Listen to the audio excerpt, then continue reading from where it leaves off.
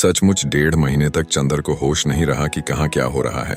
बिसरिया रोज सुधा और बिनती को पढ़ाने आता रहा। सुधा और बिनती दोनों ही का इम्तिहान खत्म हो गया। पम्मी 2 बार सुधा और चंदर से मिलने आई, लेकिन चंदर एक बार भी उसके यहाँ नहीं गया। मिश्रा का एक खत बरेली से आया, लेकिन चंदर ने उसका भी जवाब नहीं दिया। डॉक्टर साहब ने अपनी पुस्तक के 2 अध्याय लिख डाले, लेकिन उसने एक दिन भी बहस नहीं की। बिन्नती उसे बराबर चाय, दूध, नाश्ता, शरबत और खरबूजा देती रही, लेकिन चंदर ने एक बार भी उसके ससुर का नाम लेकर नहीं चिढ़ाया। सुधा क्या करती है, कहाँ जाती है, चंदर से क्या कहती है, चंदर को कोई होश नहीं। बस उसका पेन, उसके कागज, स्टडी रूम की मेज और चंदर है कि आखिर थीसिस पूरी करके ही माना। 7 मई को जब उसने थीसिस का आखिरी पन्ना लिखकर पूरा किया और संतोष की सांस ली, तो देखा कि शाम के 5 बजे हैं। साइबान में अभी पर्दा पड़ा है, लेकिन धूप उतार पर है और लू बंद हो गई है। उसकी कुर्सी के पीछे एक चटाई बिछाए हुए सुधा बैठी है। ह्यूगो का पड़ा हुआ उपन्यास बगल में खुला हुआ औंधा पड़ा है, और आप चंदर की एक मोटी सी इकोनॉमिक्स की किताब खोले, उस पर कलम से कुछ गोदा गोदी कर रही है। सुधा एक गहरी सांस लेकर अंगड़ाई लेते हुए चंदर ने कहा, लो, आज आखिरकार जान छूटी। बस अब 2-3 महीने में माप दौलत डॉक्टर बन जाएंगे। आदमर। सुधा अपने कार्य में व्यस्त। चंदर ने क्या कहा, यह सुनकर भी गुम। चंदर ने हाथ बढ़ाकर छोटी झटक दी। हाय रे, हमें नहीं अच्छा लगता चंदर। सुधा बिगड़ कर बोली, तुम्हारे काम के बीच में कोई बोलता है तो बिगड़ जाते हो, और हमारा काम थोड़े ही महत्वपूर्ण है। कहकर सुधा फिर पेन लेकर गोदने लगी। आखिर कौन सा उपनिषद लिख रही हैं आप, जरा देखें तो। चंदर ने किताब खींच ली। टाजिक की इकोनॉमिक्स की किताब में एक पूरे पन्ने पर सुधा ने एक बिल्ली बनाई थी, और अगर निगाह जरा चूक जाए तो आप कह नहीं सकते थे यह 84 लाख योनियों में से किस योनि का जीव है। लेकिन चूंकि सुधा कह रही है कि यह बिल्ली है, इसलिए मानना होगा कि यह बिल्ली ही है। चंदर ने सुधा की बाह पकड़कर कहा, उठ, आलसी कहीं की, चल उठा ये पोथा, चल के पापा के पैर छुआए। सुधा चुपचाप उठी और आज्ञाकारी लड़की की तरह मोटी फाइल उठा ली। दरवाजे तक पहुंचकर रुक गई और चंदर के कंधे पर फाइलें टिकाकर बोली, ऐ चंदर, तो सच्ची अब तुम डॉक्टर हो जाओगे? और क्या? आहा, कहकर जो सुधा उछली तो फाइल हाथ से खिसकी और सभी पन्ने जमीन पर। चंदर झल्ला गया। उसने गुस्से से लाल होकर एक घूंसा सुधा को मार दिया। अरे राम रे, सुधा ने पीठ सीधी करते हुए कहा, बड़े परोपकारी हो डॉक्टर चंद्र कपूर, हमें बिना थीसिस लिखे डिग्री दे दी, लेकिन बहुत जोर की थी। चंदर हंस पड़ा।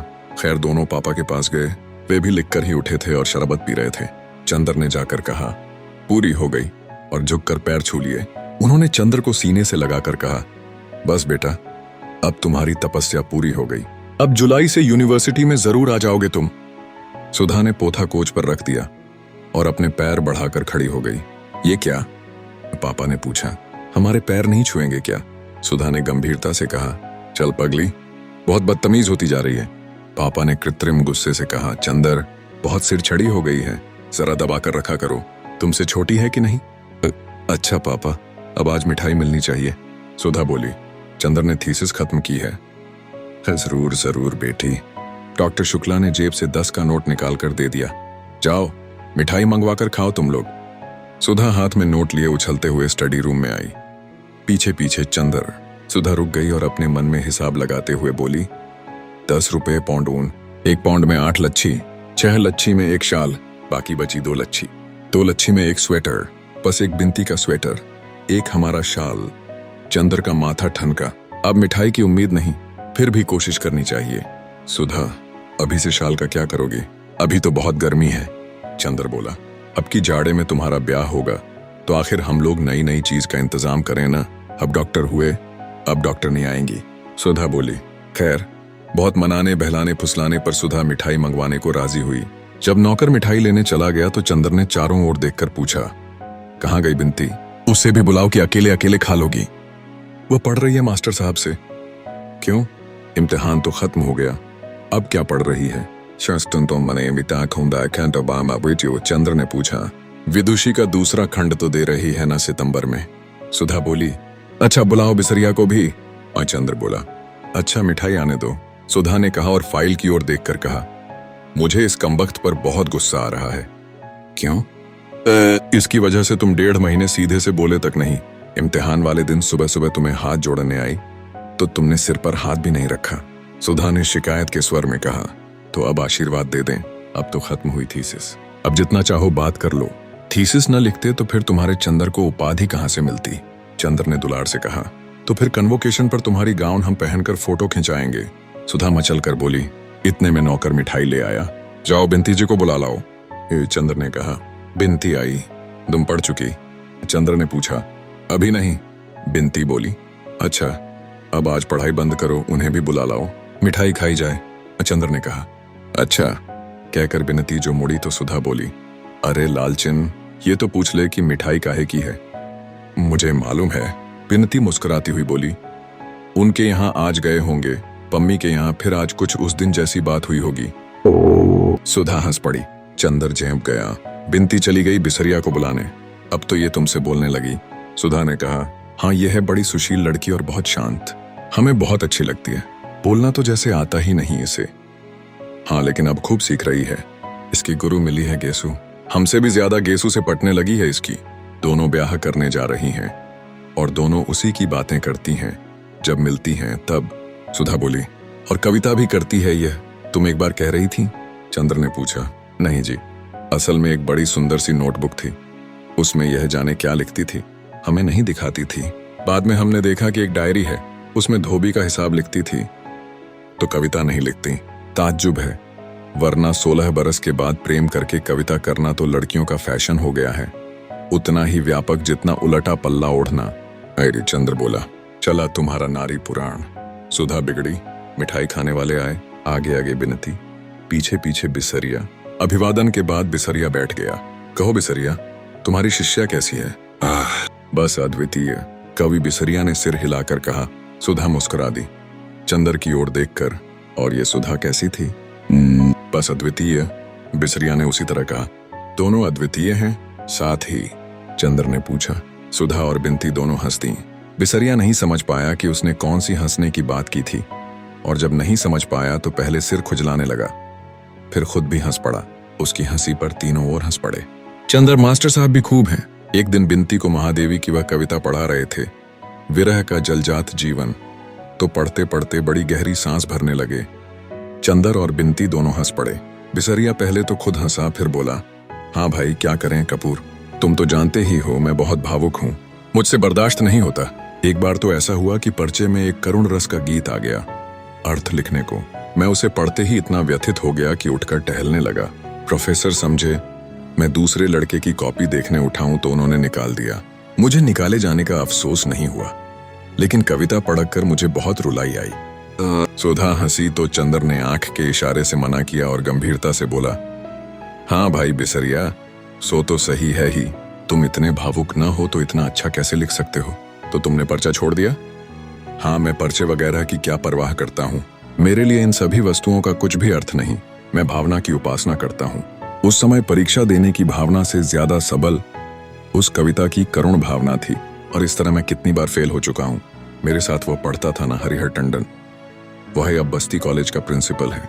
एक मेरा सहपाठी था, वह रेडियो का प्रोग्राम एग्जीक्यूटिव है, और एक तुम्हारा सहपाठी तो हमने सुना कि असेंबली का स्पीकर भी है। चंद्र बात काटकर बोला। सुधा फिर हंस पड़ी, बिनती भी हंस पड़ी। खैर मिठाई का भोग प्रारंभ हुआ। बिसरिया कुछ तकल्लुफ कर रहा था तो बिनती बोली, खाइए, मिठाई तो विरह रोग और भावुकता में बहुत स्वास्थ्यप्रद होती है। अच्छा, अब तो बिनती का कंठ फूट निकला, अपने गुरुजी को बना रही है। चंदर बोला। बिसरिया थोड़ी देर बाद चला गया। अब मुझे एक पार्टी में जाना है, उसने कहा। जब आखिर में एक रसगुल्ला बच रहा तो बिनती हाथ में लेकर बोली, कौन लेगा? आज पता नहीं क्यों बिनती बहुत खुश थी और बहुत बोल रही थी। चंदर बोला, हमें दो। सुधा बोली, हमें। बिनती ने एक बार चंदर की ओर देखा, एक बार सुधा की ओर। चंदर बोला, देखें बिनती हमारी है या सुधा की है? बिनती ने झट रसगुल्ला सुधा के मुख में रख दिया और सुधा के सिर पर सिर रखकर बोली, हम अपनी दीदी के हैं। सुधा ने आधा रसगुल्ला बिनती को दे दिया तो बिनती चंदर को दिखलाकर खाते हुए सुधा से बोली, दीदी ये हमें बहुत बनाते हैं, अब हम भी तुम्हारी तरह बोलेंगे तो इनका दिमाग ठीक हो जाएगा। हम तुम दोनों मिलकर इनका दिमाग ठीक करेंगे। सुधा ने प्यार से बिनती को थपथपाते हुए कहा, अब हम तश्तरियां धोकर रखते हैं। और तश्तरियां उठाकर चल दी। पानी नहीं दोगी? चंद्र बोला, बिनती पानी ले आई और बोली, हम तो आपका इतना काम करते हैं और आप जब देखो तब हमें बनाते रहते हैं। आपको क्या आनंद आता है हमें बनाने में?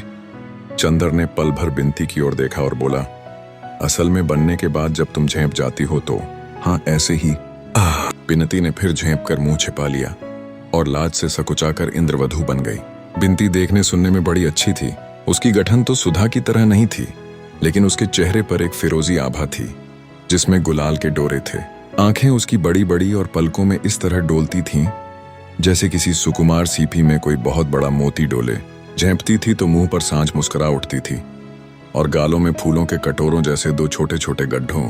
और बिनती के अंग अंग में एक रूप की लहर थी जो नागिन की तरह लहराती थी और उसकी आदत थी कि बात करते समय अपनी गर्दन जरा टेढ़ी कर लेती थी और अंगुलियों से अपने आंचल का छोर उमेटने लगती थी।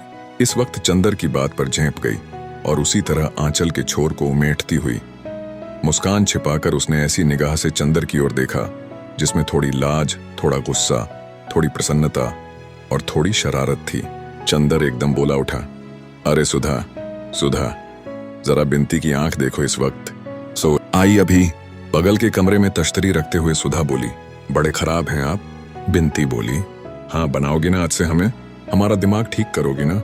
बहुत बोल रही थी, अब बताओ। बताऊं क्या? अभी तक हम बोलते नहीं थे तभी ना। अब अपनी ससुराल में बोलना टुइयां ऐसी, वहीं तुम्हारे बोल पर रीझेंगे लोग।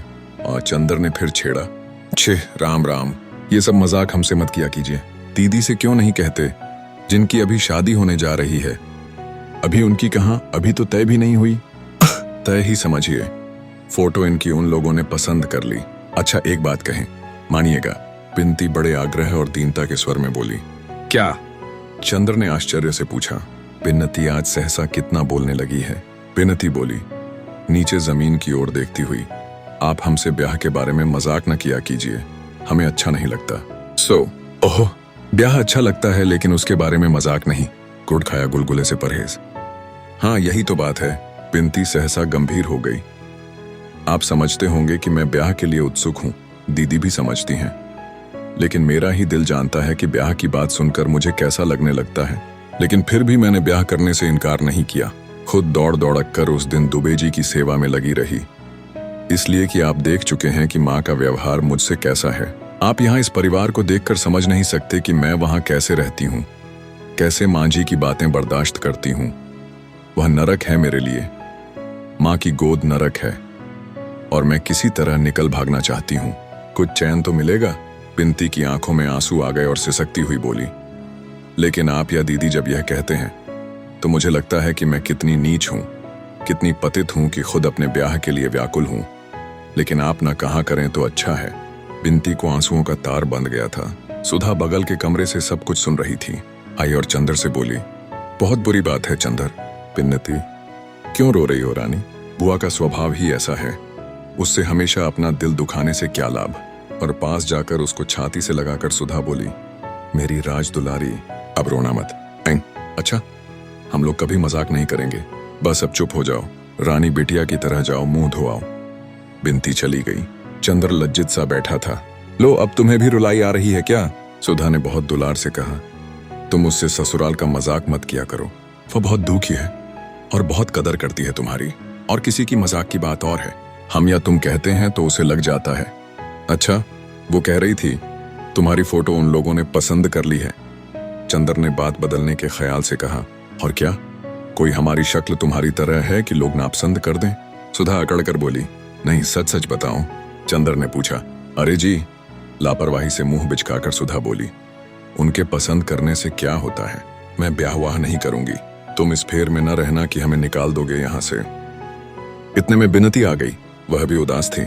सुधा उठी और बिनती को पकड़ लाई और ढकेल कर चंदर के बगल में बिठा दिया। लो चंदर, अब इसे दुलार कर लो तो अभी गुड़गुड़ाने लगे, पिल्ली कहीं की। सुधा ने उसे हल्की सी चपत मारकर कहा। बिनती का मुंह अपनी हथेलियों में लेकर अपने मुंह के पास लाकर आंखों में आंख डालकर कहा, पगली कहीं की, आंसू का खजाना लुटाती फिरती है। चंदर, शुक्ला ने पुकारा और चंद्र उठकर चला गया।